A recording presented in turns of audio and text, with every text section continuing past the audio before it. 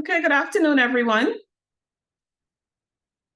Welcome to the United Nations Commission on International Trade Law, Latin American and Caribbean, LAC DAYS Seminar 2023, with the title of Exploring the Digital Frontier of Cross-Border Trade. I am Dr. Alicia Elias Roberts, Dean of the Faculty of Law at the University of the West Indies, St. Augustine campus in Trinidad and Tobago. I'm pleased to welcome everyone to this seminar that the Faculty of Law here has collaborated with the UN Commission on International Trade Law in organizing as an academic activity. Without further ado, let me welcome our chairperson and moderator, Dr. the Honorable Justice Anthony Gafoor, who will introduce all of the speakers and panelists this afternoon. I'm going to come back soon and give you some greetings, but before I do that, just to permit me a minute on Justice Gafoor's bio. You will see in the chat that we have the program with the bio, short bios of all of the presenters. But just a bit about Dr. the Honorable Justice Anthony Gafoor, who is doing us the honor of being the moderator and chair this afternoon. He's the chair of the Tax Appeal Court of Trinidad and Tobago. He holds a PhD in International Relations Law. He's a qualified barrister of Gray's Inn in the UK and attorney at law in Trinidad and Tobago. Dr. the Honorable Justice Gafoor is also a fellow of the Chartered Institute of Arbitrators and the chair of the Caribbean branch and the Trinidad and Tobago chapter. So thank you, Justice Gafoor, over to you. Thank you very much, Dean Elias Roberts, and it is truly an honor and a privilege to be here, and of course to also welcome you to this distinguished panel and discussion on the topic that has already been identified, which is really exploring the digital frontier of cross-border trade. So here to bring greetings by way of some opening remarks is the Secretary of UNCITRAL, Ms. Anna Joubert-Bray, who will be addressing us shortly by video. But just by way of a short background, Ms. Anna Joubert-Bray is, apart from being the Secretary of UNCITRAL, is also the Director of the International Trade Law Division in the Office of Legal Affairs of the United Nations. Prior to her appointment, back in 2017, Ms. Joubert-Bray practiced law in Paris, specializing in international investment law and investment dispute resolution, and was also involved as counsel, arbitrator, mediator, and conciliator in international investment disputes, and has served as arbitrator with several international bodies, including ICSID, UNCITRAL, and ICC disputes. Among other things, she also was appointed a judge at the Commercial Court in Grenoble, France, and was elected regional councillor of the Rhône-Alpes region in 1998. So without further ado, I invite the presentation of the video with the opening remarks from Ms. Joubert-Bray. Distinguished members of academia, practitioners, and future leaders in international trade law. My name is Anna Joubert-Bray, and I'm the Secretary of UNCITRAL. It's my great pleasure to welcome you to this fourth edition of the UNCITRAL Latin America and Caribbean Days, also known as the UNCITRAL LAC Days. The academic activities organized within the framework of the UNCITRAL LAC Days under the auspices of UNCITRAL once again invite us to journey through the region and share our work with the academic and practitioners community. Each edition provides an opportunity to strengthen our ties with universities that have supported these days since their first edition, and to extend a warm welcome to institutions joining us for the first time. Every year, we share the final report of the UNCITRAL LAC Days for consultation by delegations participating in the annual session of the Commission as a testimony of the contribution made to the harmonization of international trade law. The academic activities of the LAC Days are conducted online and are expanding to cover an increasing number of jurisdictions in Latin America and the Caribbean.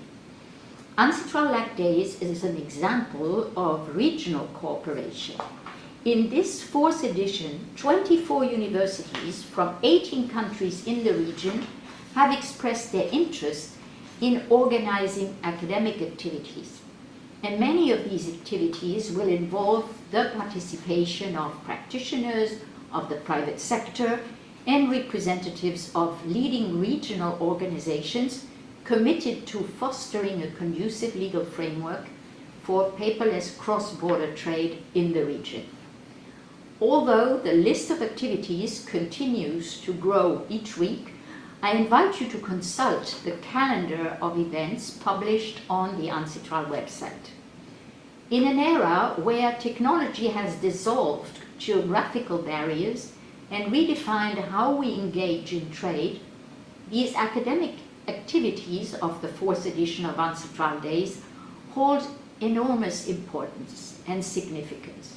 The digital landscape has given rise to new forms of entrepreneurship, transformed traditional business models, and paved the way for economic growth that was previously unimaginable. The scheduled academic activities will not only deepen our understanding of topics such as e-commerce, electronic signatures, rules on data provision contracts, the use of artificial intelligence in trade, automated contracting, or tools for digital asset tracing and recovering digital assets in insolvency proceedings, but they will also shed light on the practical challenges faced by the Latin American and Caribbean regions in international trade. The LAC Days serve as a platform for learning, for becoming acquainted with Ancestral's work, and forging connections and a network. I encourage future leaders in international trade law to participate in the virtual academic activities organized by various jurisdictions to familiarize themselves with various Ancestral's legislative work and engage in meaningful discussions. Please allow me to extend my sincere gratitude to all participants, speakers and partners, as well as my colleagues, for joining us in this transformative effort. Your presence here shows the importance of our shared objectives. Let us make the most of these days, embracing the spirit of collaboration, fostering meaningful connections, and participating in academic dialogue to further acquaint ourselves with the Commission's work in facilitating paperless cross-border trade and thereby contributing to the achievement of sustainable development goals. To the future generations of international trade law, I hope to one day see you actively engaged in our work as government experts or members of international organizations invited to participate in our working groups and in the Commission's work. And let the Ancestral LAC Days begin. Best wishes. Thank you very much. Of course, we want to acknowledge the time that the Secretary of Ancestral took to be with us, at least in virtual format, and of course to set the scene and the tone for today's proceedings. So without further ado, I'd like to take the opportunity to welcome our host, Dr. Alicia Elias-Roberts, from whom you already heard. As you would know, or you may know, Dr. Elias-Roberts is currently the Dean of the Faculty of Law at the University of the West Indies St. Augustine campus in Trinidad and Tobago. She has extensive experience of over 20 years as an energy and environmental law academic and consultant, and has done consultancies for various international organizations and various governments in the Commonwealth Caribbean. She's written several articles and book chapters and edited books with reputable publishers. And I'm sure I could go on, but without further ado, may I now invite the distinguished Dean of the Faculty of Law to bring her greetings. Thank you, Justice Gafoor. Good afternoon again, everyone. Esteemed moderator, Dr. the Honorable Justice Anthony Gafoor, distinguished members of the panel, Ms. Salma Rahman, attorney at law, who has worked with the Faculty of Law and UNCITRAL to help organize this seminar. Colleagues from the Faculty of Law joining us online, members from other faculties and departments at UV, colleagues from UNCITRAL, lawyers and members of the legal profession joining us online, and other persons joining us. I see we have persons saying they're from St. Kitts and Nevis, Jamaica, and around the region. So very pleased to have you here online with us, all the students and the persons joining us online. Welcome. So this panel discussion this afternoon, I think, is both timely and relevant. As you heard from Ms. Anna Jo Binbrett, the Secretary of the United Nations Commission on International Trade Law, just now, that this is not the first UNCITRAL LAC Day Seminar, that in fact, this is the 4th edition, but this is the first time that UNCITRAL is collaborating with this Faculty of Law, the St. Augustine campus here in Trinidad and Tobago. So we're very pleased and excited. The discussions that you're going to hear this afternoon will no doubt highlight how UNCITRAL's existing framework on e-commerce and ongoing legislative work could support states in the English-speaking Caribbean region in developing and enabling legal framework for cross-border trade in the digital economy. Cross-border trade in the digital economy operates within a complex legal framework that involves various international and domestic laws. Some of the key components of the international legal framework governing cross-border trade in the digital economy will include things like the World Trade Organization agreements. If you think of like the general agreements on trades and services, though they're agreements that predate the digital age, they do contain principles that would apply to technology and the digital age. Many countries have also entered into bilateral or multilateral free trades agreement that provides provisions that deal with the digital trade and e-commerce.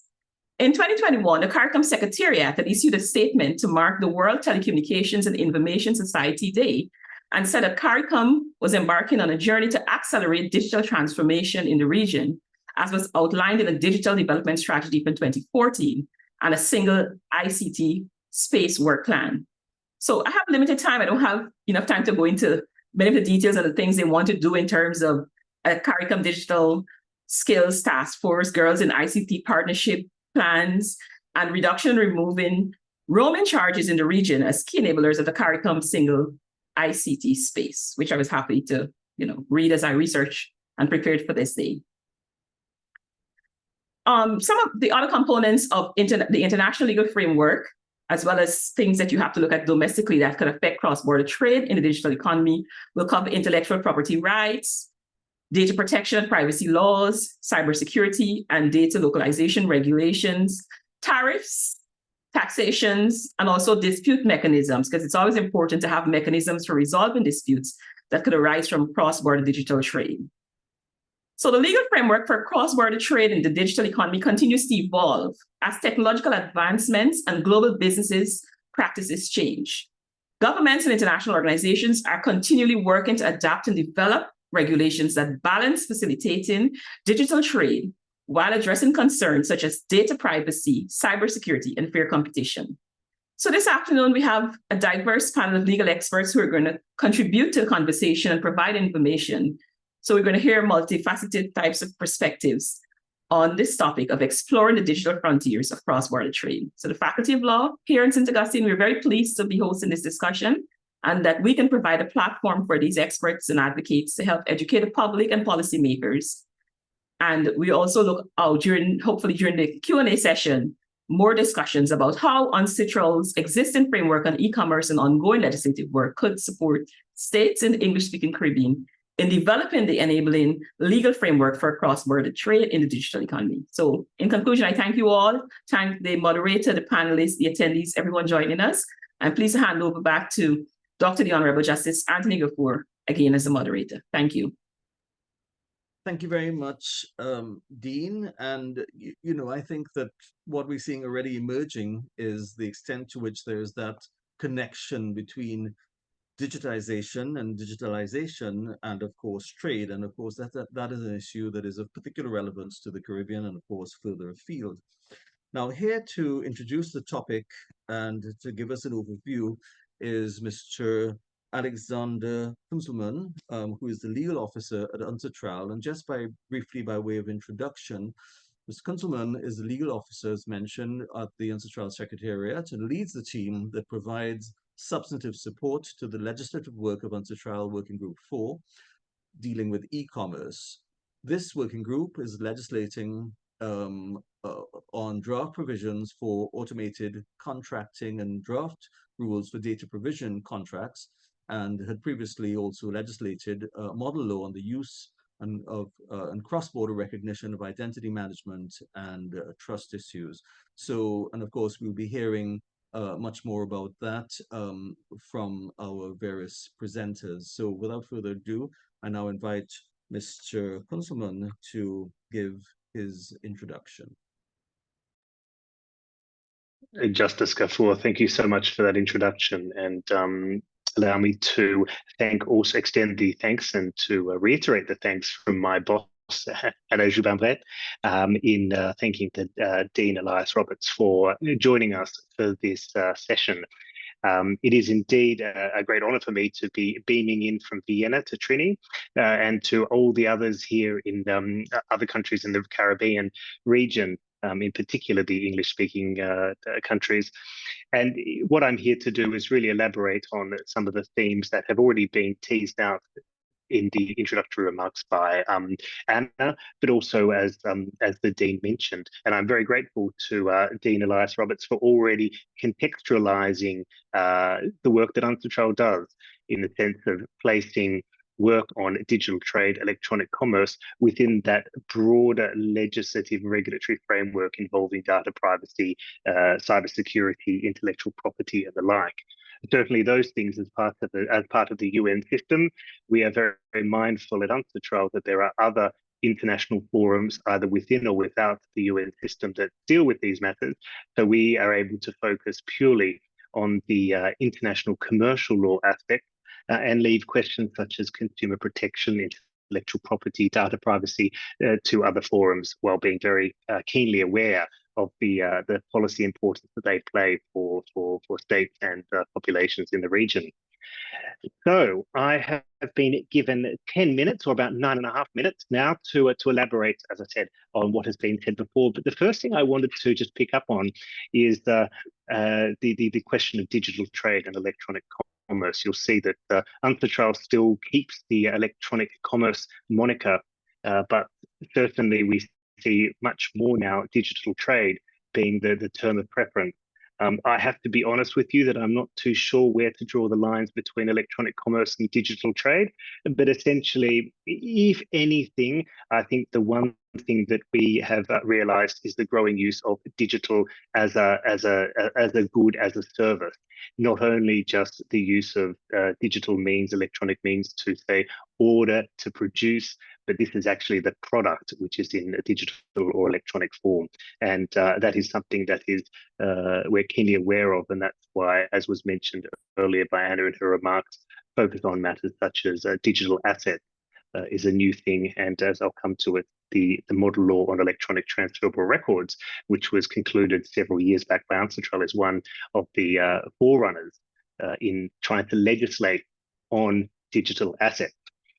So for those who aren't familiar, Ancestral is a commission of the United Nations General Assembly, and quite convenient in a way for the region. We hold our sessions annually. One year will be in Vienna, from where I'm addressing you now, and the next year will be in New York. And I have to say, for us, it's we do see a much larger Caribbean cohort in New York, because we understand it's much easier for delegates to make it there. And we deal with primarily with delegate governmental officials from ministries of justice, ministries of foreign affairs, trade, and the like. And in the area of electronic commerce, this is one area that where Ancestral has been active for over 3 decades, and we have now amassed a cache of legislative instruments, be they treaties or be they model laws. And it's really the model laws that are the primary vehicle for legislative harmonization in the area of electronic commerce. There was a reference earlier to electronic signatures. We have the model law on electronic signatures. Before that, model law on electronic commerce. And then they were the provisions and the principles in those earlier model laws were then restated and put on the international plane through a 2005 United Nations Convention on Electronic Communications. So these, and it is these instruments that have had a particular impact in the region, and particularly the English-speaking countries in the Caribbean region. You look around, just a survey of the different jurisdictions there, Trinidad and Tobago, the Grenadines, and other jurisdictions. You'll see Electronic Transactions Act on the statute books of many of these states. And I'm delighted to be here with Tira Green from the region, who will be able to provide the audience here with a better rundown and overview of the current status of that legislation in various countries. So again, it's a pleasure to be sharing the online space with you, Tira. Then so moving then from these instruments, of course, 30 years old, the digital economy is something that is advancing. So the question, of course, arises is, what does the law have to do to keep up with these advances? Does the law need to keep up with these advances? Is it not sufficient to have a very a legislative environment that is conducive, that is enabling, and sufficiently technology neutral to do it once and do it forever? And that is certainly a question that was raised at UNCITRAL several years back, where it was felt that the time had come, after developing a number of different instruments, model laws, dealing with different aspects of the digital trade, be it electronic transactions, electronic contracts, electronic signatures, and then more recently, electronic transferable records. The feeling was, well, let's take stock of the instruments that we have done, and to see how they size up against new developments in trade and trade practices. And in here, what was particularly on the mind of delegates were matters such as automation and artificial intelligence, the growing practice of trading data as a commodity. Matters such as online platforms, digital platforms, which are digital spaces, digital ecosystems where trade is carried out and trade services are delivered, and as well as distributed ledger technology systems, blockchain. The question really was, what does this mean for these instruments? And not wanting to steal the thunder of Tira later, we're talking about gap analyses, but certainly we did our own gap analysis to see how existing instruments apply, and what gaps might need to be filled at the international level. And the result of the work we did early on is actually behind me. We have just recently published this taxonomy. I'll move out of the way so you can see it. It's on our website, the taxonomy of legal issues related to the digital economy. Hopefully it is what it says on the can, but what it does is tries to systematically go through each of these topics that I mentioned: artificial intelligence, data, platforms, blockchain, and break them down into the basic concepts that we as lawyers understand. What are who are the legal players? How do we legally understand and define these concepts? Artificial intelligence, data, what are they for lawyers? And looking into the legal relations, but also then what are the main legal areas, the legal regimes that are engaged by these different areas of technology, emerging technology, and the new applications. And what we found was that it might come as no surprise that we found that our instruments stay quite relevant, but indeed they provide a very useful basis for understanding what are we talking about in very calm and collected way, understanding what artificial intelligence really is, legally speaking.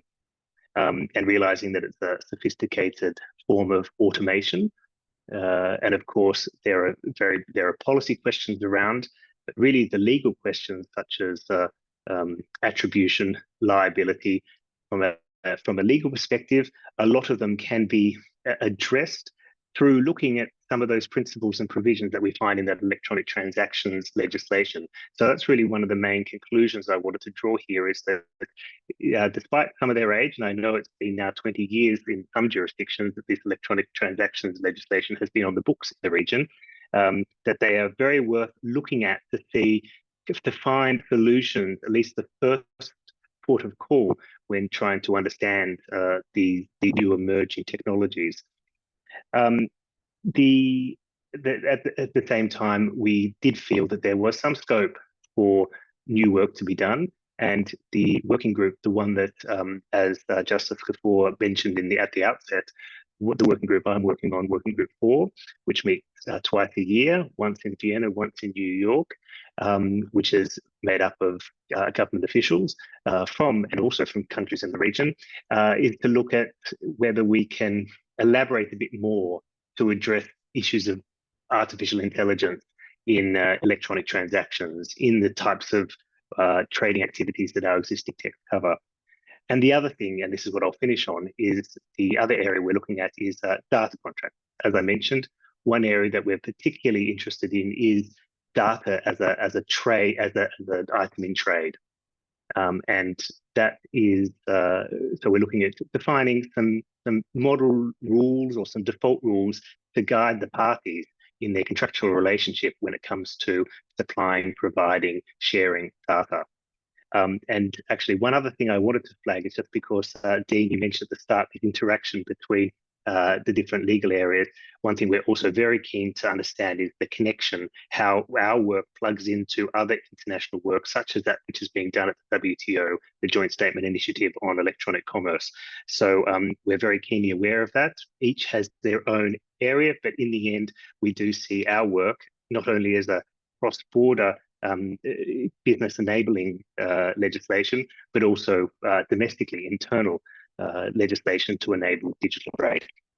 So that's it from me. Again, absolute pleasure to be here. I very much look forward to the other panelists and their presentations. So thanks for having us. Thank you very much, Mr. Kunzelman. And I think you know, if I may say so, done a wonderful job of setting, again, the scene, following from the remarks of the learned Dean. And I think you particularly emphasize certain areas that are of great interest to the Commonwealth Caribbean, in particular, the use of the model laws in all sorts of spheres. In fact, it might be of some interest to note that from the arbitrator's point of view, the ancestral model law on international commercial arbitration, which can be seen as part of this process, was in fact only recently enacted in Trinidad and Tobago and some of the other Caribbean countries as well. And of course, we'll be hearing more about other pieces of legislation, such as electronic transactions and of course, model law on digital trade. And in fact, it's of some interest to note that global trade, current estimates, is valued at something like $28 trillion. And of course, a lot of the challenges that are faced by that are plagued by the use of paper-based systems. So in some ways, this seminar is extremely timely. So I once again, thank you for that wonderful presentation. And so we're going to move ahead now with our first panelist, who is Ms. Kimberly Uriah Ali, General Manager, Legal Service and Corporate Affairs of Republic Bank, Trinidad and Tobago Limited. Now, apart from being General Counsel and Corporate Secretary to Republic Bank, she's also been involved in various spheres as the Corporate Secretary to various subsidiaries of the Republic Bank, which is in fact the biggest bank in Trinidad and Tobago. And among other things, is a certified practitioner in anti-money laundering, as well as, of course, being heavily involved in various other spheres of expertise, including conveyancing, trust, landlord and tenant law, intellectual property, estates and litigation, all of which, of course, would benefit from the greater use of digitization. Before I hand over formally to Ms. Uriah Ali, I should just mention that the taxonomy which Mr. Kunzelman referred to, it has been posted in the chat by one of the lead organizers for all of these LAC days, Marianella Bruno Polero, and of course, we're very grateful for that. So without further ado, I'm going to hand over now to Ms. Kimberly Rai-Ali to give her presentation. Thank you. Thank you, Justice Gafoor, and good afternoon to all the participants and panelists for joining us this afternoon on this information session. What I propose to do this afternoon is go through a bit of the key elements of the model laws that are topical for this issue and sort of align them to the Trinidad and Tobago legislative positions to show how far along we are as a country with our compliance, if you will, or alignment to these digital trade principles. And, we would therein we would also identify some of the gaps that or areas that we are yet to get into for full, realization of the full benefits that come with digitization of trade. So without more, looking at the model law on electronic commerce and the model law on electronic signatures, what we see is that the MLEC seeks to establish a uniformity in the laws regarding e-commerce and legal relevance for data communicated through electronic modes. And it also seeks to establish rules for formation and validity of e-contracts, data message attribution, receipt acknowledgement, and so on, things that would, go towards the formulation of a binding contract. These seek to, of course, facilitate confidence in electronic transactions and create certainty for the use of e-signatures and records associated with same. The MLEC is underpinned by certain principles, and three of those principles are one is the non-discrimination or media neutrality. That is, a document would not be denied legal effect, validity, or enforceability solely on the grounds that it is an electronic form. Technological neutrality, where the adoption of provisions that are neutral with respect to the technology used. And C, functional equivalence.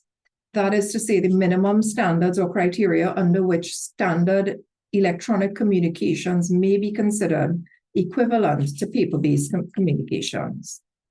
The MLES focuses on the principle of technical neutrality.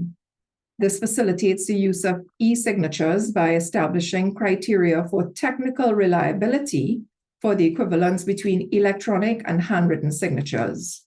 And B, it covers the specific legal frameworks, including registration requirements, to establish minimum standards and reduce uncertainty as to the legal effect of using technology for meeting signature requirements.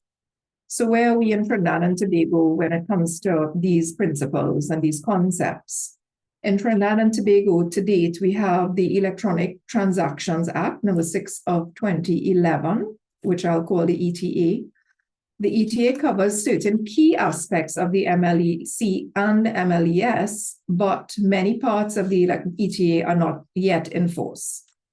Some key definitions which have been adopted from the MLEC and MLES include data message, which is defined as covering the generation, sending, receiving, or storing of information via any electronic medium, including audio, video, written, graphic, digital, or machine readable.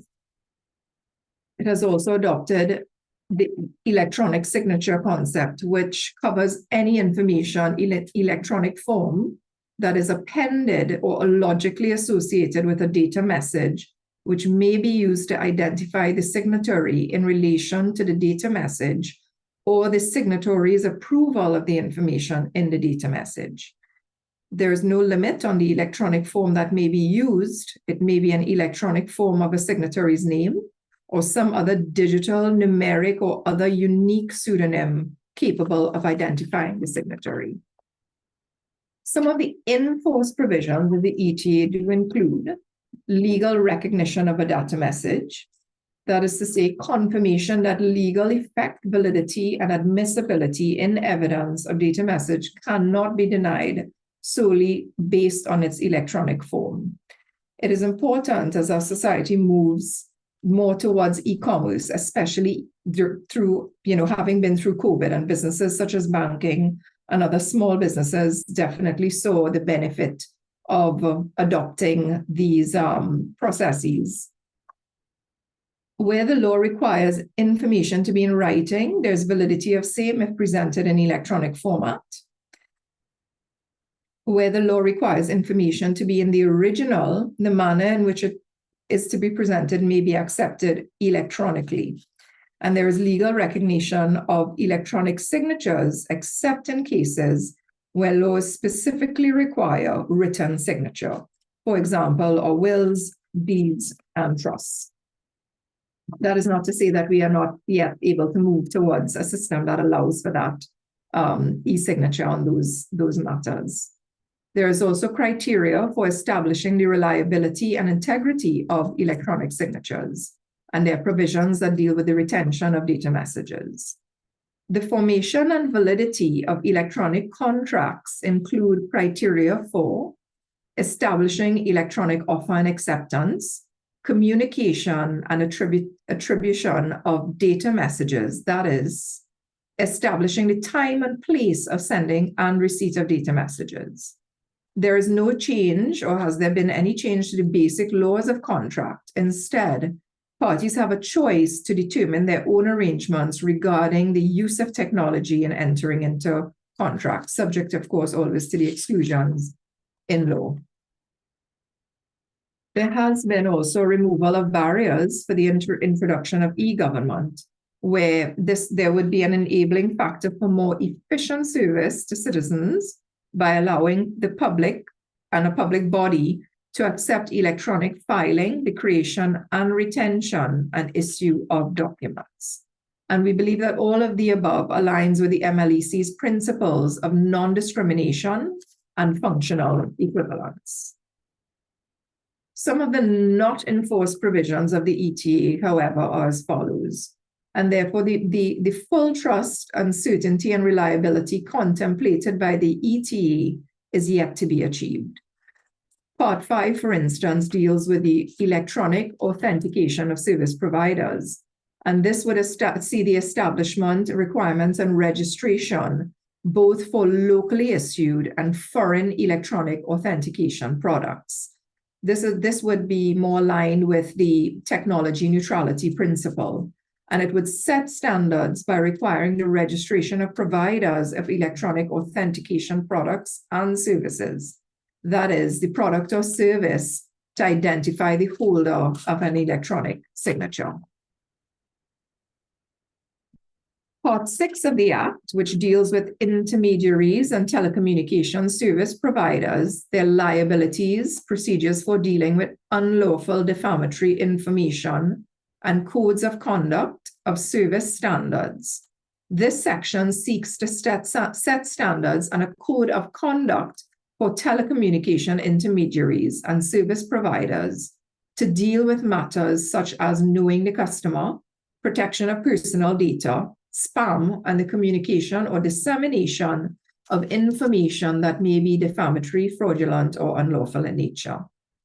Telecommunication intermediaries and service providers with actual knowledge of information being transmitted on their systems, which information may give rise to civil or criminal liability, would have a duty to act as soon as reasonably practical to report that information to authorities or to take steps to remove or to secure the information.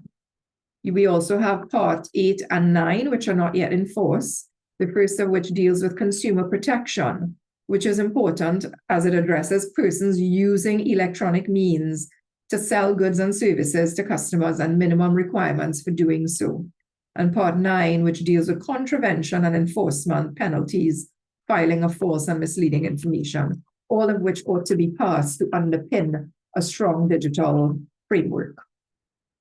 If I move on now to the model law on electronic transferable records, we see that the MLETR has the purpose of enabling the legal use of electronic transferable records, both domestically and across borders. This would serve to digitize trade-related documents such as bills of lading, bills of exchange, and promissory notes. It also seeks to create standards setting certainty and trust for digitizing trade. The MLETR is also underpinned by principles of non-discrimination, media neutrality, technological neutrality, and functional equivalence. In the ETA, there is now a draft amendment bill which seeks to, in 2021, it was drafted and seeks to adopt the provisions of the MLETR. When enacted, so not yet enacted, this amendment to the ETA will support and facilitate the efforts of the government of Trinidad and Tobago in its digital transformation initiatives and will further position the country to better leverage its ICT and other technological developments to enhance the effectiveness and efficiency, particularly of e-government services and e-commerce. It will also expand the scope and application of the law, establish provisions governing negotiable documents and instruments, and provide guidance and trust services, including electronic and digital signatures, strengthen provisions in respect of cross-border exchanges, and give effect to international best practices and standards. The amendment bill proposes the adoption and implementation of the provisions of the MLETR by 1, enabling the use of electronic transferable records and opening the door to a number of developments in trade financing, supply chain and logistics management, and financial technology, what we dub fintech, among other areas which interplay with electronic transactions and electronic records. It would see the enabling of the use in electronic form of electronic forms of bills of lading, promissory notes, warehouse receipts, checks, and is therefore regarded as a key enabler of digital trade financing, trade facilitation, and paperless trade on the whole. It would give legal recognition to the use of electronic transferable records that are functionally equivalent to paper or hard copy transferable documents and instruments such as bills of exchange, pronotes, and warehouse receipts. It does so by establishing the legal equivalence between control of an electronic record and possession of a transferable document or instrument. It would also legally enable smart contracts and fintech. The amendment bill to the ETA proposes to adopt the following definitions and provisions from the model law on electronic transferable records. Article 6, which deals with additional information in electronic records. Article 7, which has to do with the legal requirements for a transferable document or instrument. Article 10, transferable document or instrument. Article 12, adopting the general liability standards. Article 11, which deals with control. And Article 13, which deals with the indication of a time and place in electronic transferable records. Article 15, which addresses endorsement. Article 16 on amendment. Article 17, which deals with the replacement of a transferable record or instrument with an electronic transferable record. Article 18, which deals with the replacement of an electronic transferable record with a transferable document or instrument, and Article 19, which deals with the non-discrimination of foreign electronic transferable documents. To date, the amendment bill to the ETA has been circulated to the Bankers Association of Trinidad and Tobago, among other organizations, with the financial institutions like Republic Financial Holdings, which operates, cross-border today in a large way. Of course, we have a deep interest in seeing a more robust digital trade framework being established in this country and in other islands in which we operate. So these comments were submitted to the government, and we expect to hear, more on the advancement of this bill in due course. We therefore ourselves, as a member of the banking industry, await the progress of these amendments, and definitely applaud UNCITRAL for developing a model code which, companies such as Republic try to adopt, ahead of, and sort of keep in step to have our own business advance as fast as possible. So with that, Justice Gafoor, I thank you. Thank you very much, Mrs. Rai Ali, for sharing that wonderful presentation. And, I think you touched on several issues, and I'm already seeing in the chat some of the questions emerging, which demonstrate how relevant this seminar is. In particular, you talked about the model laws on e-commerce, e-signatures, transferable records, and cross-border recognition of identity management and trust services. And of course, you also mentioned other issues which are highly relevant, particularly the question of authentication of e-signatures, which of course is critical.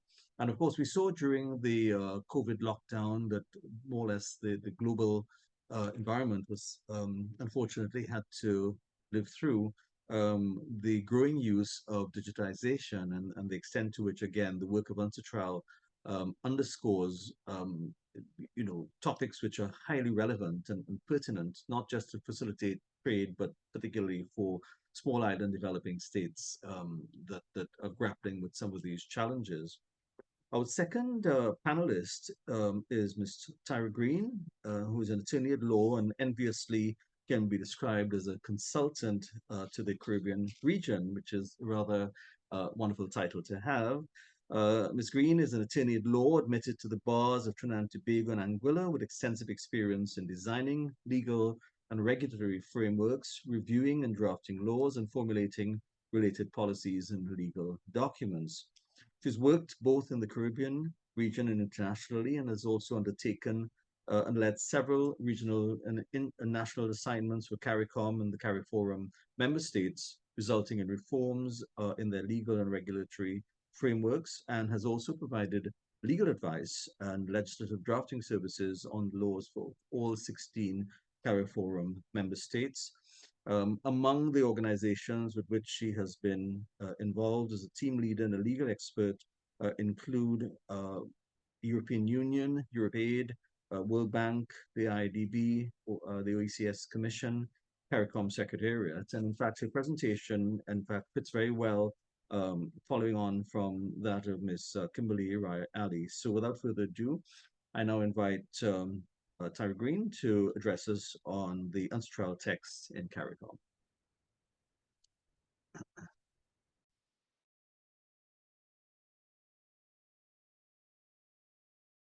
I think you're muted. You're muted, Tyra. Okay, thank you very much, Justice Gafoor. Before I started my presentation, I think, as you noted, it's a very good follow-on on the previous presentation. I want to thank Mrs. Ryan Ali on that excellent description of what we have in Trinidad and Tobago. And just to give a little more insight into the amendments were drafted with a team which I was on, and very instrumental in drafting the MLETR parts were the advice of UNCITRAL in terms of Dr. Luca Castellani. And so he was, he did a general oversight and assisted in drafting those. So we want to reassure the government of Trinidad and Tobago and the stakeholders that, this was done at the level of the highest professionals. And with respect to the 2011 draft, I was actually the chief drafter of that law. The sections, I can give you some insights on the 4 sections that were not proclaimed. The first section, consumer protection. The Ministry of Trade actually had a project in 2019 on consumer protection, and this aspect of consumer protection was subsumed in that project, but I don't know what has happened to it. So do bear in mind that was a larger consumer protection law, but it also included rules for consumer protection online. So that is also something perhaps the banking sector and other sectors may want to follow up with. The section on the liability of service providers, of course, that provided for the limit of the liability of service providers, and this, of course, goes into, it cross-cuts into cybercrime as well. And we don't, as we know, we don't have a cybercrime law as yet. We do have some laws that cut into cybercrime. But that did not come into force simply because no one wanted the liability and the responsibility to deal with that. At the time, the Telecommunications Authority did not want to deal with it, and the ministry did not want to deal with it. And from all the telecom companies, and in our last consultations, we were at the same juncture where persons were not 100% sure they wanted to take on that responsibility. And finally, the part on the authentication authorities, we do have in what is in force does deal with authentication. The parts that are not in force deals with setting up a local registration regime, which Dr. Castellani has confirmed, it is absolutely not necessary for the actual operation of the Electronic Transactions Act. I mean, very, very few countries in the world actually do have that. For instance, the USA does not have that. The providers of these certificates, they have their own system of regulation. So if Trinidad and Tobago wants to do that, they can only regulate like homegrown certificates. And that is a very expensive thing for the government to set up and to deal with right now. So it was, when we had a lot of discussions on it, was advised, that it may not be a priority for the government right now. And this has also been a dialogue with other countries, including in the OECS, where it came up. And as the same thing, Dr. Castellani said, for the population, the cost for the government to set that up, and the benefits to the number of persons in terms of what is going to be the market may not be the wisest thing. So just to just give some little insights onto the outstanding matters, and I really do hope, and we really do hope, and Luca keeps asking all the time about the status of the amendments, and so I know from ONCITRAL's point of view, we really do hope that they go forward with the amendments. Thank you. So I'll go to my slide, the first slide now. Thank you. Okay. So I'm going to give an overview of the laws in the entire CARIFORUM region, and also for some of the initiatives that we have going on right now. So currently, there are several initiatives to do gap analysis of the Electronic Transactions Act and update to implement the model on electronic transfer records. There's an IDP project, Enhance IP as institutional capacity promoting digital sectors foreign direct investments. And the objectives of that is to increase FDI flows in digital sectors, and IP is personal capacity building. We have done a gap analysis, and we have of the 3 pilot countries, that is Trinidad, Tobago, Jamaica, and Barbados, and also updated the laws, including to implement the MLATA. Similarly, the several OECS member states are the beneficiary of technical assistance under what is called the CARD-TIP project, which is a part loan and part grant from the World Bank. And Suriname is also a beneficiary of some IDP technical assistance, and both Suriname and OECS member states are now using a whole of government approach to digital transformation. And part of that, the cross-cutting aspect of it, is a gap analysis of the ETAs of each of these member states and updating to implement the MLATA. Next.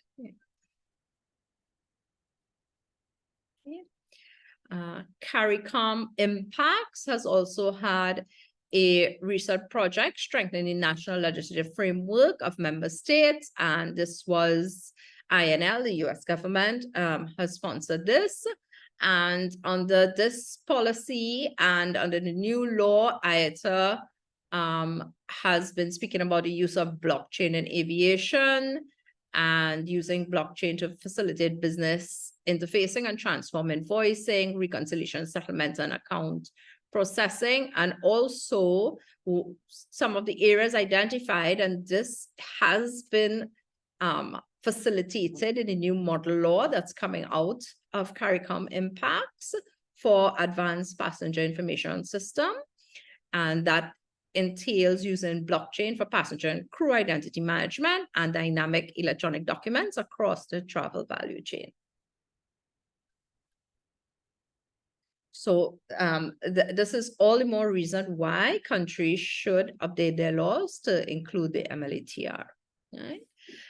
In terms of fintech and MLATR, we will hear from my colleague Ishmael Kiro on Belize. They are the first country in CARICOM to enact the MLATR, and they're going in the direction of having dynamic electronic documents.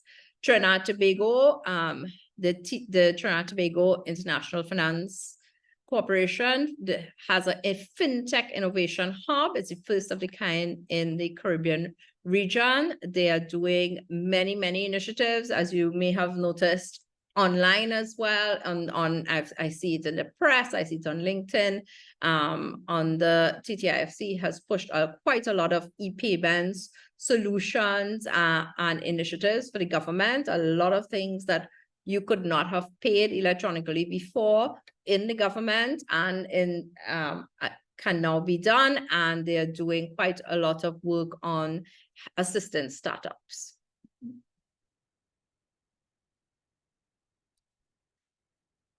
So as noted by the previous speaker, we have the Electronic Transactions Act in all CARICOM countries, because Guyana passed there some months ago.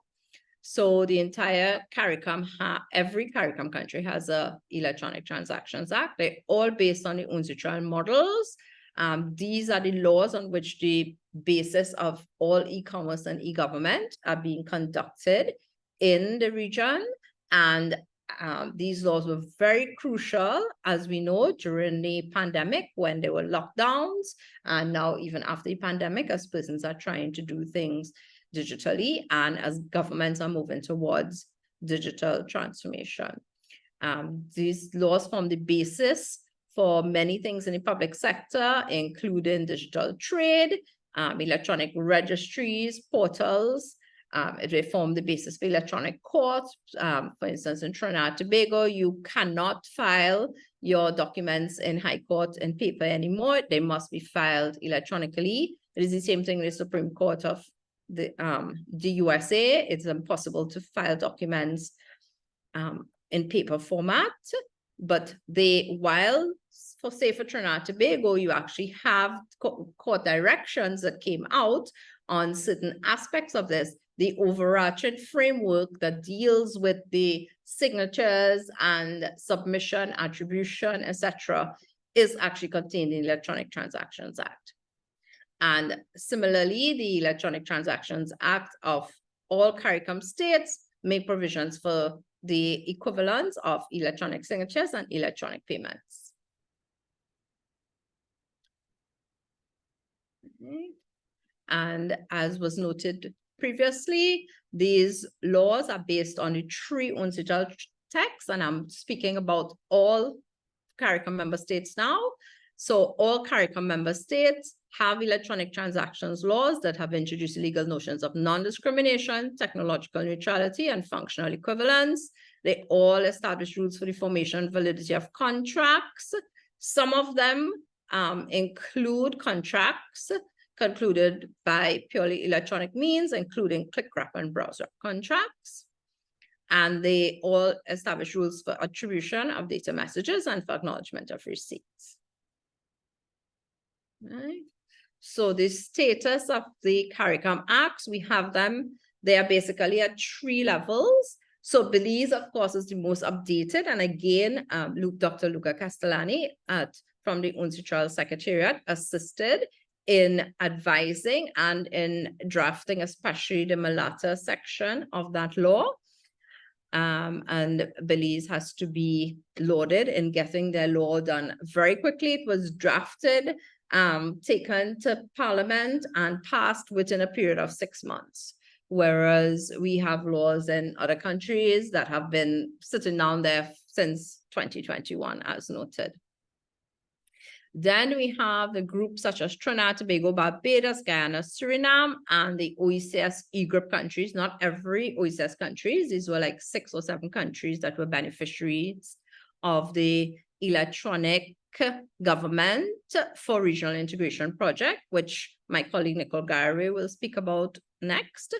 And these are all updated to the level of the UN Convention electronic contracting. So these basically contain the precepts of the first 3 UNCITRAL model laws, but do not contain the provisions of the MLETR. And then we have laws such as in Jamaica and St. Lucia that are largely compliant with the 3 models, but they contain some contradictions and they contain some archaic sections. And I know because I analyzed all these laws, and I know that part of the reason is like you will see one section, but for some reason, I don't know why, either the legal drafter or the policymaker puts in a next section that actually contradicts the first piece. And I don't know if they don't realize that they actually contradicted themselves. So especially the St. Lucian law, you will see quite a lot of things, quite a lot of sections, about 4 different sections that contradict the previous sections. So guided by UNCITRAL, the proposals for amendments for all the laws except for Belize, of course, which is updated, is that the restrictions should be removed. The EU law, UK law, Australia law, for instance, have no restrictions on them, whereas we would note that there are restrictions in some CARICOM laws on immigration documents, which makes no sense now because we're looking at e-passports, and also you're looking at applications for visas and passports should be able to be done electronically. The UK, since August 2020, started the electronic witnessing of signatures of deeds. So those are things that, there is no reason why there should be a blanket statement of restriction or exception in your law. That is not to say if you remove it that automatically you can go and sign deeds electronically, because you would also need to update your law, your conveyancing law, your registration of property laws. But there should not be that barrier in your omnibus law. Right? As noted, some of the laws have outdated or irrelevant sections. Timestamps is very important for evidence, and I don't think any of the laws, except for Belize, currently has that. And of course, the UNCITRAL MLETR to be included. And the Belize was also one of the first countries to accede to the UN Convention electronic contracting, which gives a signal that your laws is compliant to the UN Convention. And when you are looking for attracting investment, especially foreign investment, an investor is not necessarily going to pull up your law and read through it to see what you comply with. But if you are a member of this convention, then you have, that is a signal, yes, this is what the law on electronic contracting and electronic transactions in this country is. And basically all this is to help facilitate technological developments, fintech, regulatory sandboxing, and digital trade. Thank you.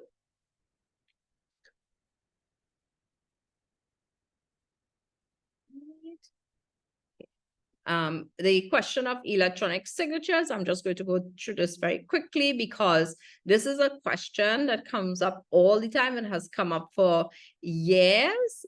Electronic signatures are valid and legal in all CARICOM member states because we all have ETAs that set out the equivalency and validity of electronic signatures. It is the same provisions as in the US and over 100 countries. I've heard many times people in Trinidad and Tobago especially say, oh, electronic signatures, we don't have the regulations for electronic signatures. You don't need any regulations for electronic signatures. The law has been there since 2011. The law tracks almost identically the UNCITRAL model. You can pull up the law of the USA, you can pull up the law of Singapore, you can pull up the law of dozens of countries, and you will see the almost identical provision. So there is nothing strange or unique about Trinidad, Tobago, or Suriname, or any of the other countries where persons have alleged electronic signatures are not legal. There's nothing so unique about that law to say that it's not legal. And in any case, electronic signatures are used every day, which I will go to next. Okay. Next, thanks. Okay. So we have here an example of when you do your online banking, you either enter into a browse wrap contract or a click wrap contract, because sometimes you go onto your mobile phone and you just see the terms and conditions, and just by logging in and using it, you have agreed. So you have entered into a contract, you have basically signed. And this was first litigated in the US. But firstly, they had the case of what some of you all will know about shrink wrap licensing. Then after shrink wrap came click wrap, and then browse wrap contract. So it was litigated then, and then it's been codified in the UN Convention on Electronic Contracting. Similarly, you go on to Sephora, to Amazon, and you are purchasing something, and when you click place order, that is manifest asset. So you are entering into a contract there. It's like a electronic handshake, or it's like it's not electronic. It is basically you're entering into a contract and you're signing. So similarly, when persons go online and they log on to the trade portal or they log on to the mobile banking, it's a form of signature. So this is the interesting thing, that persons are using electronic signatures every day, all the time, but many persons don't realize it. Next, please. Please let me know when my time is running out. I forgot to take note of the time. So very quickly, because my colleague spoke about this earlier, it was just to mention this exact same thing, that contract, or artificial intelligence and contract automation, the working group for, and that this is something we need to track in the region and understand what the new proposals are, and that we will, even after this current updating process of updating to the MLETR, removing contradictions and archaic provisions that are contained in some of our ETAs, removing the restrictions and adding in timestamps, we will have to follow the proposals that are now going to be made by UNCITRAL, the new working group, and to implement those. The next slide, please. All right. And also, we do note that while the formation of contracts, certain AI contracts, the MLETR do actually cover that, as noted earlier, by Alex, we do have certain questions and proposals that has been brought up by the working group. Next one. Yes, I don't want to go over my time. Okay. Perhaps I can ask you to wrap up in about 2 or so minutes, if that's okay. Okay. Okay, thanks. Go to the last slide, please, before thank you. Yeah. Okay. So far, these are the recommendations and use for incorporation of AI that has been proposed by the working group. I've just put it out here because I know that these are detailed more than I had intended to speak, because I know that these PowerPoints are then published and used and studied by various persons. So I'm going to leave it at that. And I look forward to the question and answer session. Thank you very much. Thank you very much, Tyra, for that quite fascinating, illuminating, and indeed in-depth presentation. In fact, I know you touched on a number of areas which are actually being implemented even as we have this seminar. And of course, you particularly mentioned issues of foreign direct investment, and of course identified certain key sectors which are of course highly relevant for the Caribbean and elsewhere, questions of the use of blockchain in aviation, and of course even identification of passenger crew. And in fact, this is in fact becoming much more popular even within the Caribbean, and of course questions of fintech as well.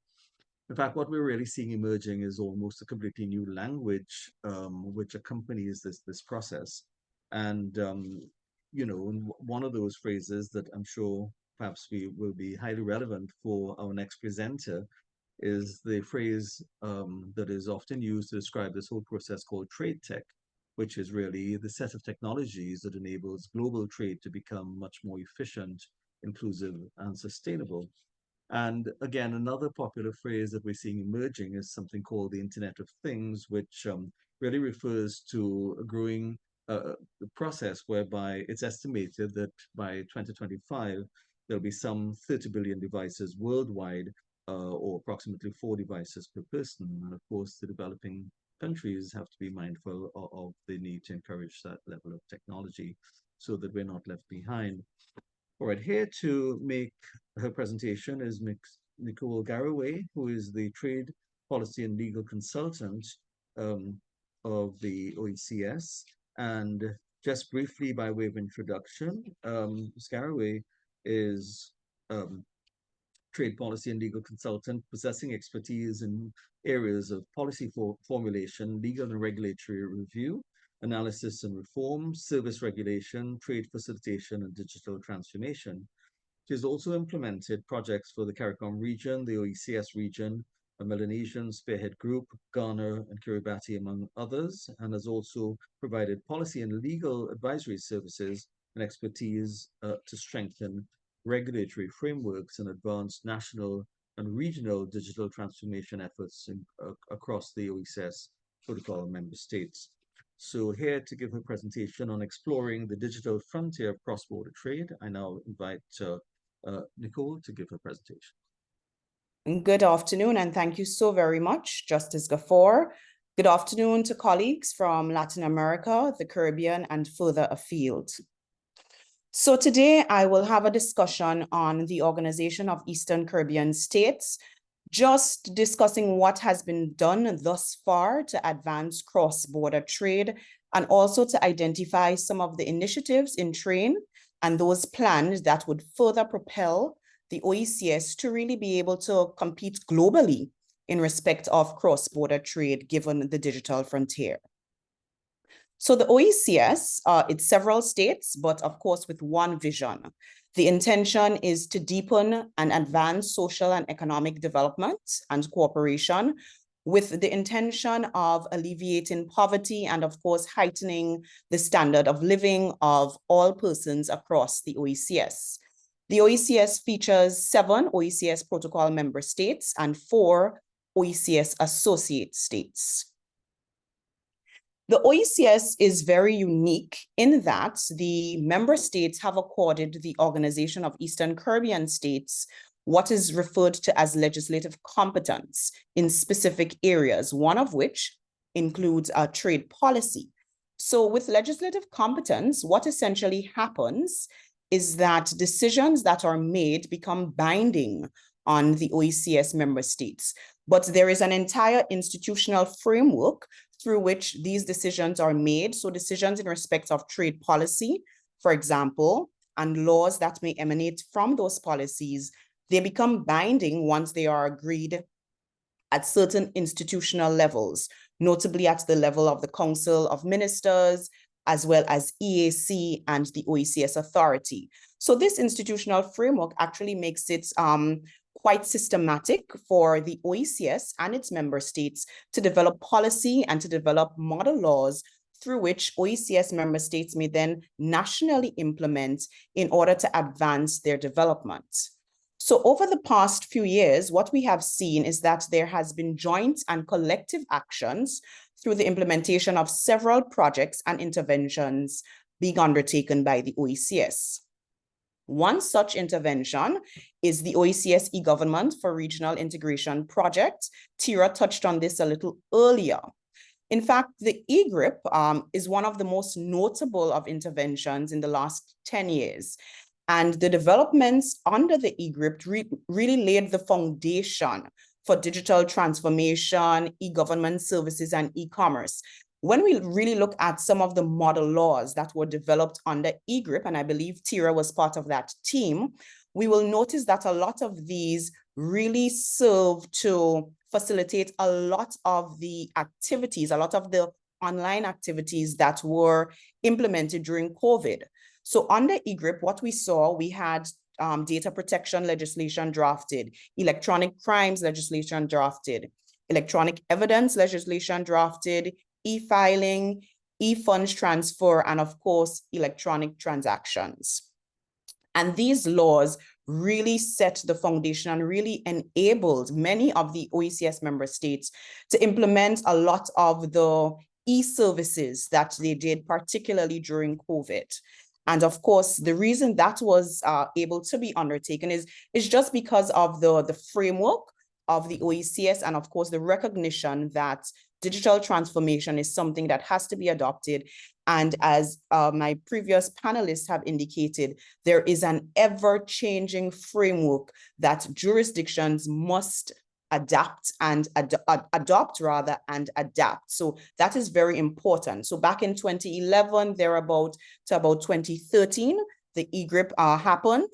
And emanating from that, we had several of the e-grip countries, notably Antigua, Dominica, Grenada, St. Lucia, St. Kitts also participated, and St. Vincent. Those were the e-grip countries. However, the laws were updated for all the e-grip countries with the exception of St. Kitts and St. Lucia. So just want to note, so that is why we would have most of the laws being 2013, but for St. Kitts and St. Lucia, it's 2015, and Montserrat did not participate in that project. So their Electronic Transaction Act is from since 2009. So the ETAs across the OECS, they generally accord with the model UNCITRAL text, particularly the MLEC, the MLS, and of course, the United Nations Convention on the Use of Electronic Communications in International Contracts. My previous colleagues have already given us a summary of what these model legislative instruments, what they feature, and some of the key principles and precepts in them. However, what we find missing in the electronic transactions legislation across the OECS member states are provisions and principles which accord with the UNCITRAL's MLATA. So that is something that is missing. However, as I'll touch on next, there are several interventions currently being implemented which aim to essentially bring some of the national laws in line with the MLATA. So in order to really accord greater consistency between the national electronic transactions legislative frameworks of OECS member states and the MLATA, one of the first things we have to do, and my colleague Tira already touched on this, is remove some of the exceptions, the non-applications of the legislation that are stipulated in the laws. So some of the exceptions that we have noted in the various electronic transactions acts of our OECS member states include the making, execution, or revocation of a will, the conveyance of real or personal property. Also, for some member states, they have excluded the ETA being applied to the creation, performance, or enforcement of an indenture, declaration of trust, or power of attorney.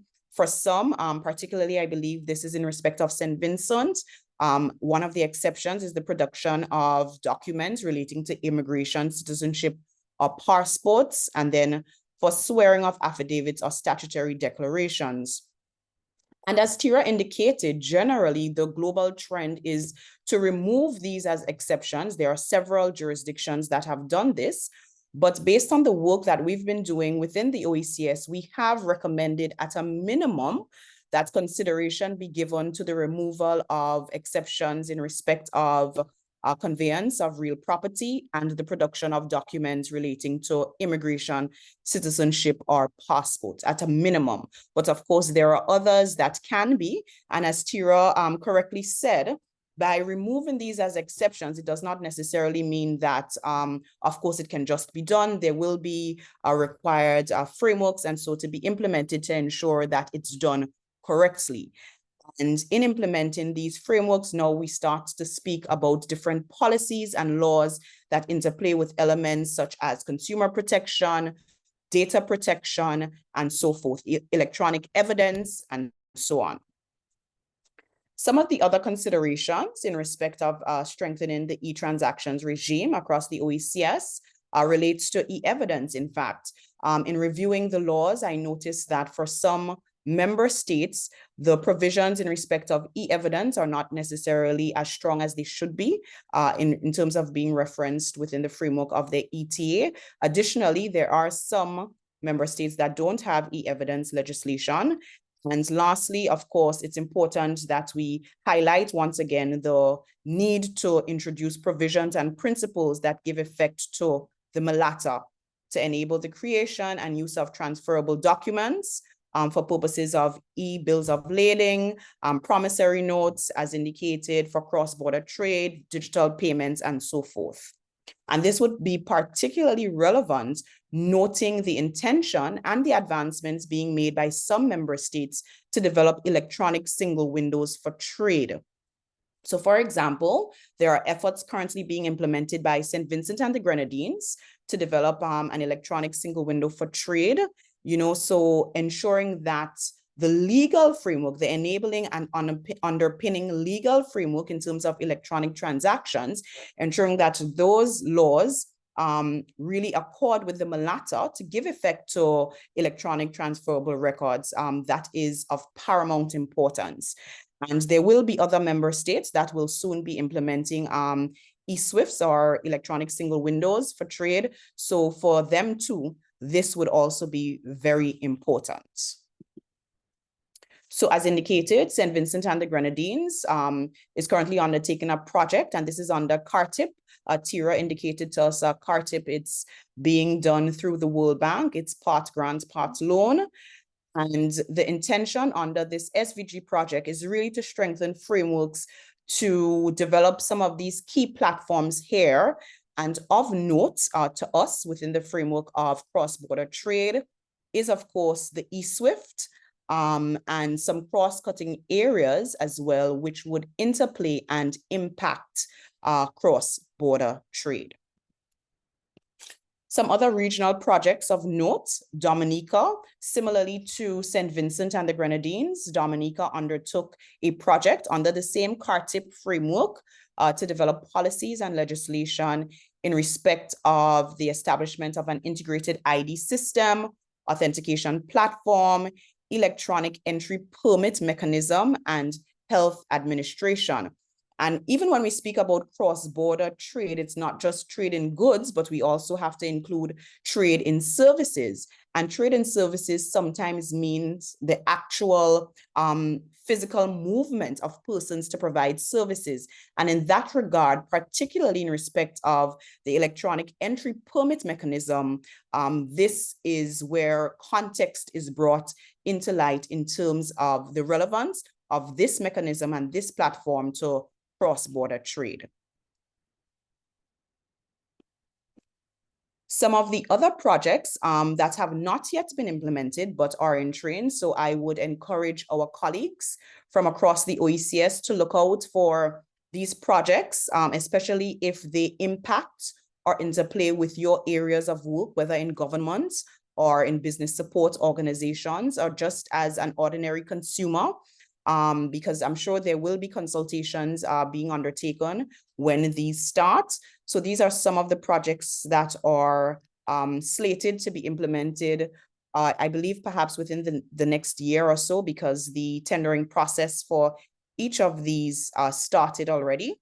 The first one relates to the development of cybersecurity and cybercrime policies and strategies, because as we know, with cross-border trade, with the sophistication and development of technology, there is also the sophistication and development of crime. So cybersecurity in terms of framing adequate policy, strategies, and legislation, that cannot be overstated.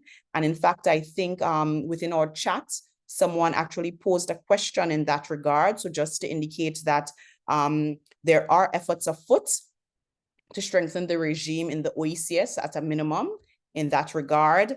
Data protection is also another key area, and recognizing its importance, there are efforts as well in respect of data protection, particularly within the framework of the Eastern Caribbean Currency Union.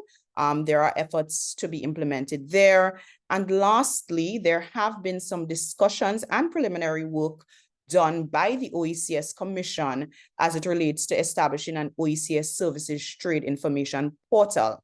And as indicated earlier, trade is not just trade in goods, it's not just merchandise trade, but also we have to take into consideration trade in services. So a services trade information portal would prove very useful for persons who are desirous in providing services in any of the 4 modes of services to be supplied. That would be very important, and again is very relevant as we continue to navigate this new and ever-changing framework as it relates to cross-border trade. So that essentially covers the key areas that I wanted to touch on today, but I also just want to note that there are some other frameworks that are also relevant to the discussion, particularly consumer protection. As Tira indicated, there are some member states across CARICOM and even across the OECS region that have implemented consumer protection legislation. However, what we have found, for example, in Grenada and St. Vincent, the laws were very slow in being fully being enforced, particularly because of challenges as is related to institutional frameworks. And this highlights the importance of crafting laws within the context of the national frameworks of your jurisdictions. We must ensure that the laws do not impose too many onerous institutional requirements or other requirements that countries are not able to meet in order to implement the law.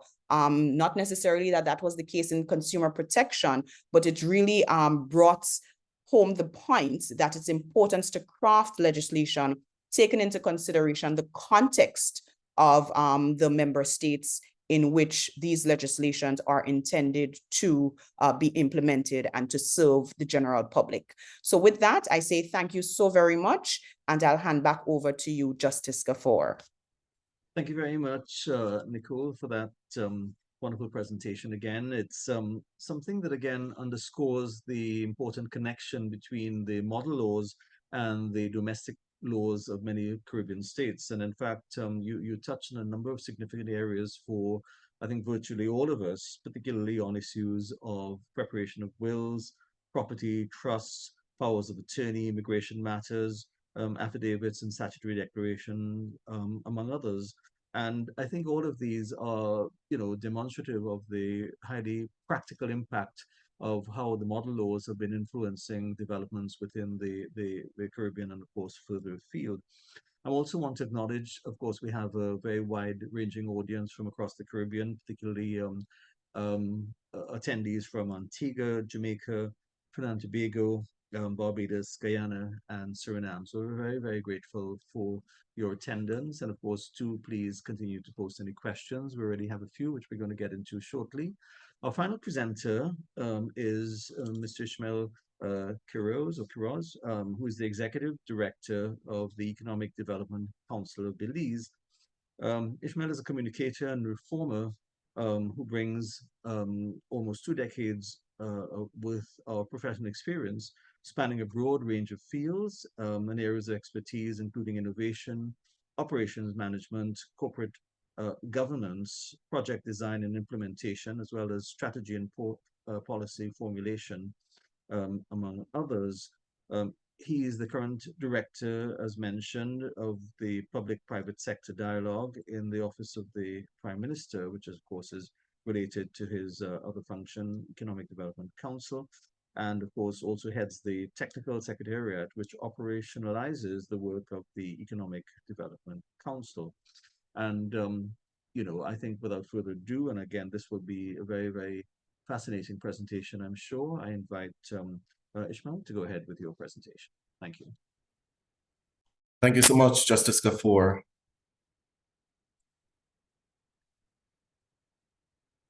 So first of all, allow me to say thanks for this opportunity to present on Belize's digital laws framework. As has been alluded, Belize is quite advanced in having a comprehensive framework. And so it's my pleasure to be able to share with you some insights, some takeaways from the experience of attaining that, and in general, just to showcase and to highlight how the UNCITRAL model laws have been extremely beneficial, especially to the region and especially to Belize. And with that, it's important to say that I think Belize, yes, represents a very good case study in not only how the UNCITRAL model laws have influenced specific pieces of legislation, but also how it has influenced broader digital transformation, as I'll showcase in the next slides of my presentation. So by way of a quick outline, what I propose to do is to provide you with a brief background of what our framework in the context of digital laws currently is and what got us there. I will specifically highlight the Electronic Transactions Act, which is, as Tira mentioned, more or less fully in alignment with the model text with regard to electronic commerce. And I will then touch on showcasing how these model laws and the broader experience has really attained a very advanced stage of early digital transformation for Belize. And to confirm, the unit of government that I represent, the Public-Private Desk, operationalizes the work of the Economic Development Council.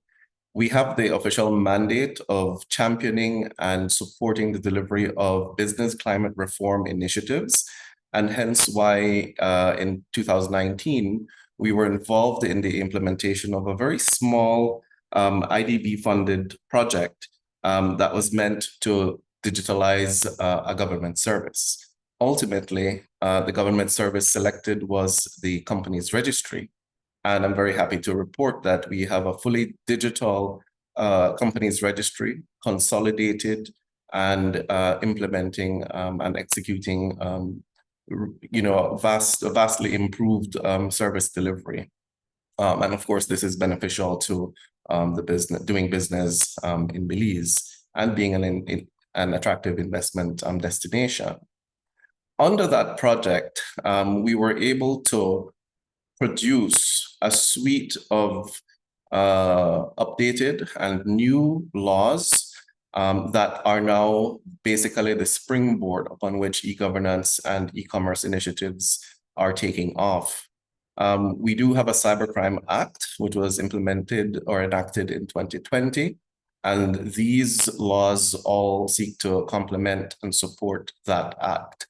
The pieces of legislation that we have on the books as of 2020 include the Electronic Transactions Act, the Electronic Evidence Act, Data Protection Act, the Public Sector Data Sharing Act, the Electronic Transfer of Funds Crimes Act. And as mentioned, what the result is that Belize has one of the most modern sets of digital laws in CARICOM. These have been tremendously instrumental in, on the one hand, enhancing the awareness of some of these principles with regard to electronic contracts, electronic transactions, not only among consumers, but very importantly among practitioners. And I think that's something that's critical. As Tira had mentioned, provisions for electronic signatures have existed on the books of the laws of our countries for years without them actually being enforced or used. And so the uptake of these laws is essential, and education to practitioners and consumers is critical, perhaps a critical next step and lesson learned. Also, as was mentioned, Belize is one of the first countries in the Western Hemisphere to accede to the United Nations Convention on the Use of Electronic Communications in International Contracts. And all of this has come together to really help us have a robust digital laws framework. I will place in the chat the link to Belize's Electronic Transactions Act for your reference. The ETA, and I won't go into the technical details of it, but the ETA is a significant piece of legislation because it really sets the rules It outlines the criteria for very important things such as time of dispatch and basically other elements of electronic transacting, which result in something being legally binding. And so going into the Electronic Transactions Act in further detail, I will outline some of the main features. It certainly implements most of the key provisions of the UNCITRAL model law on electronic transfer. Well, it implements the model law on electronic transferable records, and in general, it implements most of the considerations of the model law on electronic contracts in general. Of course, as has been highlighted, the principles that it covers include non-discrimination, technology neutrality, and functional equivalence between paper and digital. It addresses aspects relating to the legality of e-contracts, use of e-signatures, authentication, and non-repudiation. Of course, all of this contributes to a predictable legal environment that is harmonized, that is in line with good practice regionally and globally. It facilitates global e-commerce trade by establishing this set of rules to guide the use of electronic communications. And as has been alluded to before, e-signatures are all around us, with every acceptance of terms and conditions when you download a new app, or when you visit a website, even privacy, accepting privacy conditions, all of that is all around us. And this is where the Electronic Transactions Act comes into play and provides a framework for. It's important to say that Belize was actually one of the first countries in CARICOM to actually have an Electronic Transactions Act. And so the Act number 25 of 2021 is a repeal and replace of a pre-existing act. And where the UNCITRAL model law was instrumental is that it was able to offer modernity, updates in light of the technological evolution, as well as getting rid of some of the exceptions that the prior presenters would have mentioned.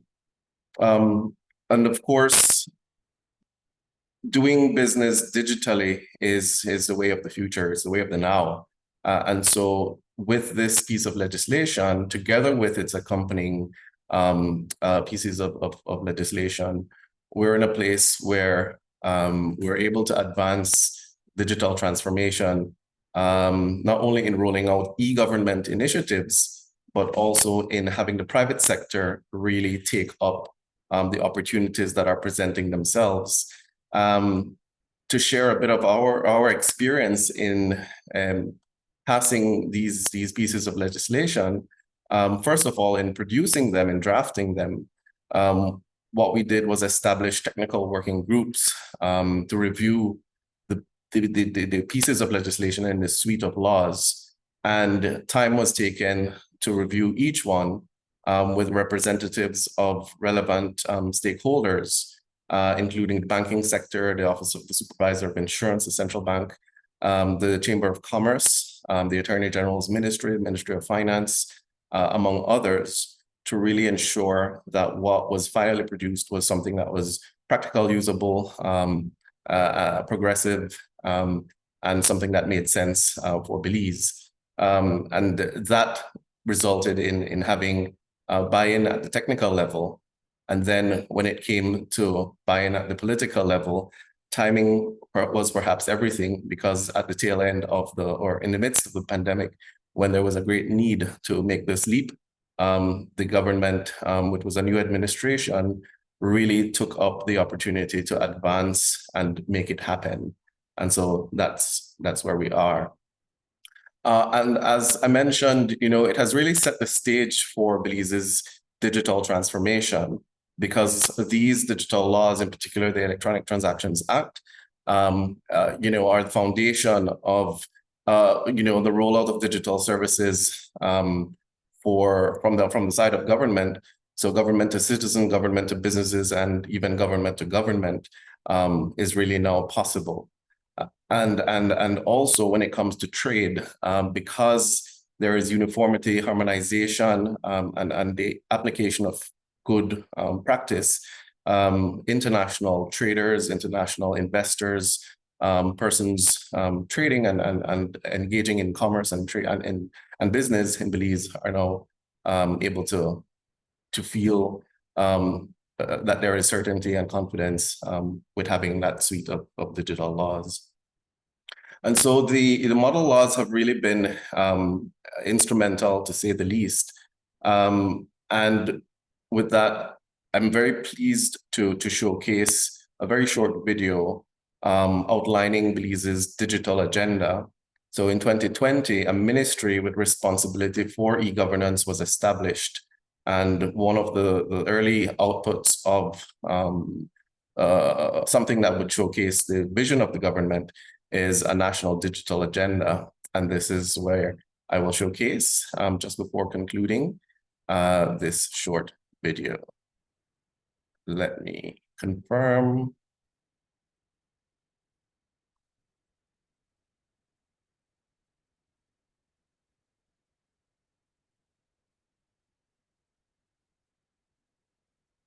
Okay, here we go.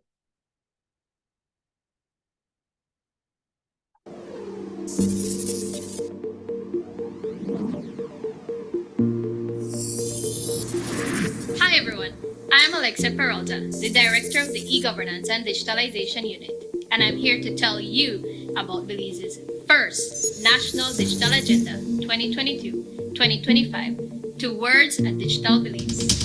The National Digital Agenda represents our collective vision to transform our country into a digital nation. It is an integrated transformation and modernization plan for the next 4 years to address key areas from digital infrastructure and connectivity to inclusion, open government, innovation, and cybersecurity. It is our unified vision to build trust in government services by providing reliable, inclusive, safe, and efficient digital solutions for citizens, businesses, and employees. This plan of action will enable the government to enter a period of rapid and disruptive transformation to improve service delivery, strengthen governance, and create public value. The digital agenda aims to achieve 3 high-level strategic goals. 1, transforming the way government operates. 2, developing a digital culture and society. And 3, building the foundation for future digital transformation. How will we achieve this? The digital agenda is built on 3 main pillars. 1, ICT and technology enablers. 2, digital government. And 3, digitalization for recovery. These pillars have a set of programs for the next 4 years, which will contribute to achieve the 3 high-level strategic goals. Under the ICT and technology enablers pillar, we will focus on expanding connectivity in Belize, improving digital infrastructure, implementing an e-services portal, strengthening national data centers, and driving digital inclusion.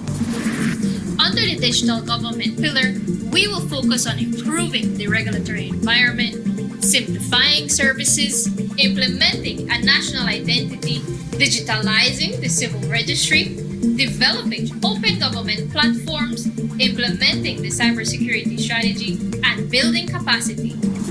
Under the digitalization for recovery pillar, we will focus on improving digital literacy for all, implementing the national innovation strategy, supporting business innovation, achieving teleeducation and digital health, and supporting the transformation of the tourism and agriculture sector. The National Digital Agenda is an actionable plan to bring forth a more citizen-centric government and create public value.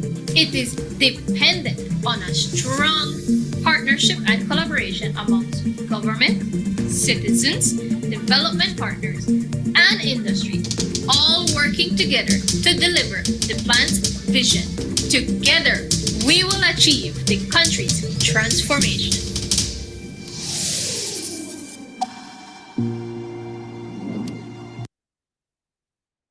So there we have it, Alexia Peralta, who's actually a product of the St. Augustine campus.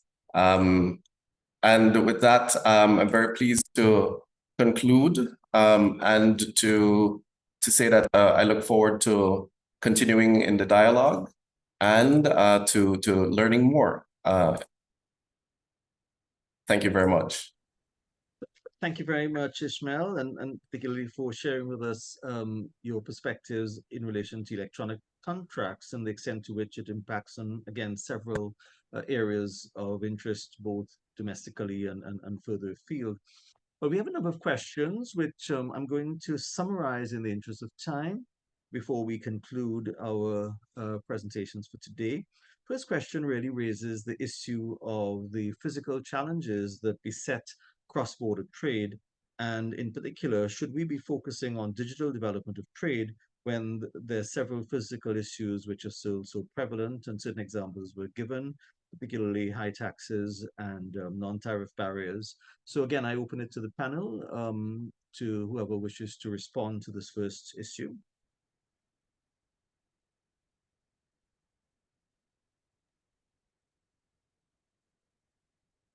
Perhaps I can start off just to say that we can address them both at the same time. Firstly, additionally, some of the efforts, the digital transformation efforts, would positively impact administrative costs, which would therefore require less monies by government. And of course, when that happens, there wouldn't be needs for high taxes, for example, because there'll be more efficiency in terms of administrative processes, operational processes, and so forth. Over to my colleague.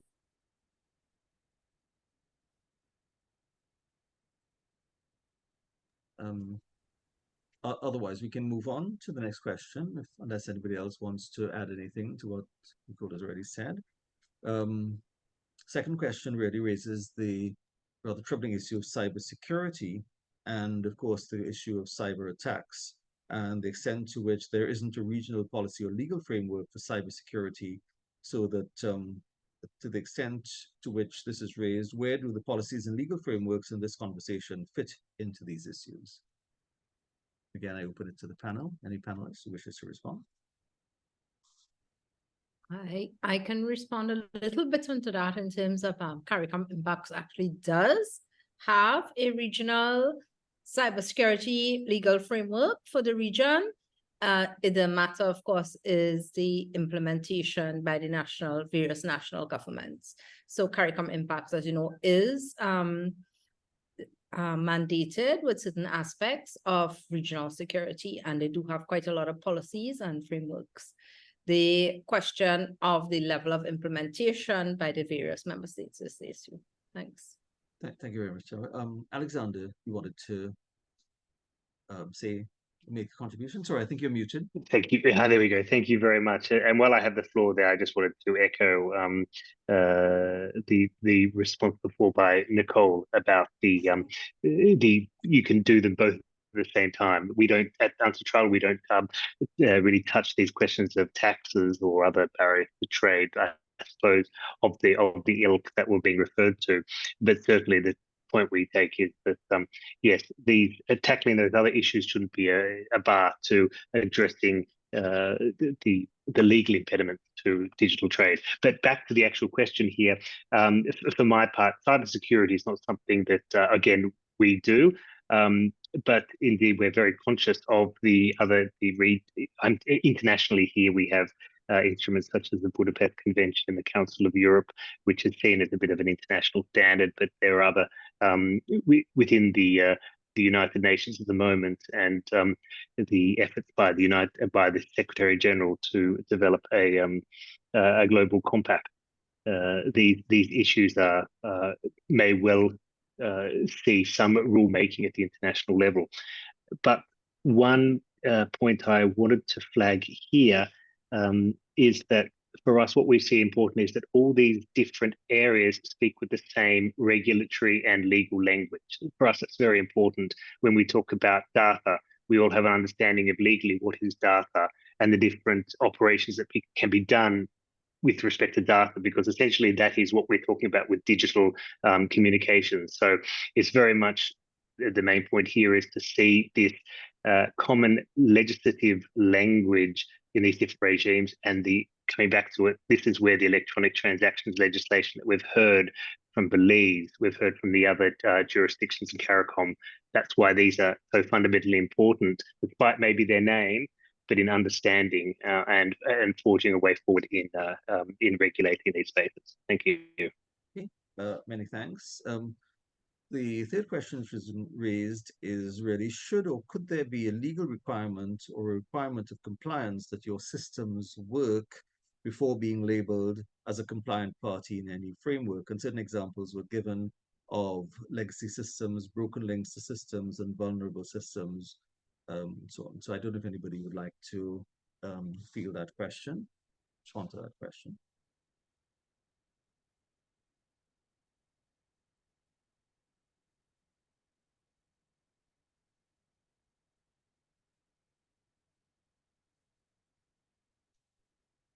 In some ways, it's probably related to the preceding one, which talks about the extent to which systems are vulnerable. So if not, we can move ahead to question 4. Should consumers seek legal compensation if a company mishandles your personal information? And again, we've been seeing 1 or 2 instances of that, not so much mishandling, but certainly the issue of hacking and the extent to which person's personal information are exposed in some way. So once again, if any panelist wishes to respond to this, so we invite you to do that.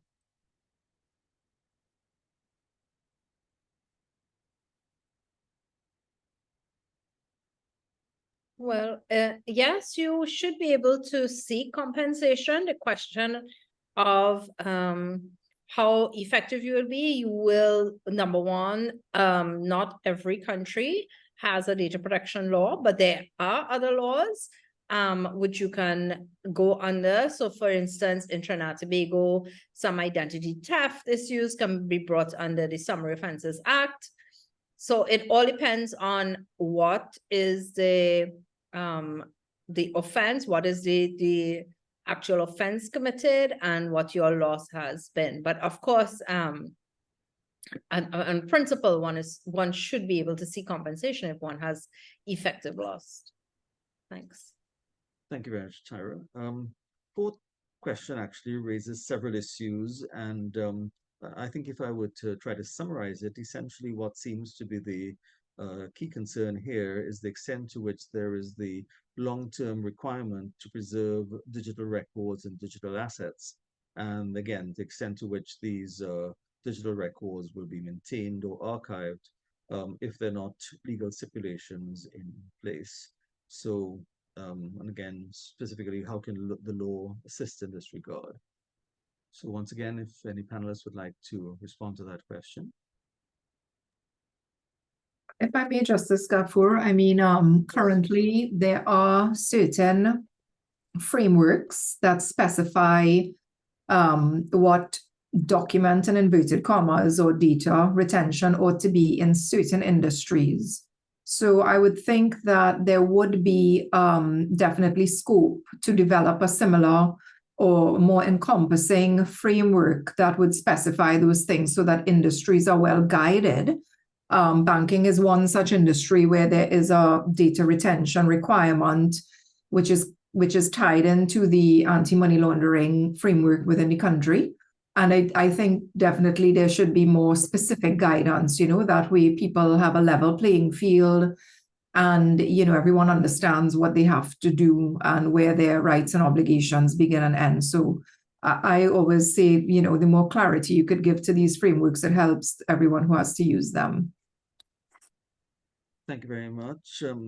And I know we're pretty much coming to the end, but perhaps if we could just squeeze in the last couple of questions. When can we see a regional policy framework on cryptocurrency that clearly defines what the region will accept, what it will not accept, and how it investigates incidents of bad behavior and legal ramifications of such? So I don't know if anybody wants to address, again, the question of cryptocurrency.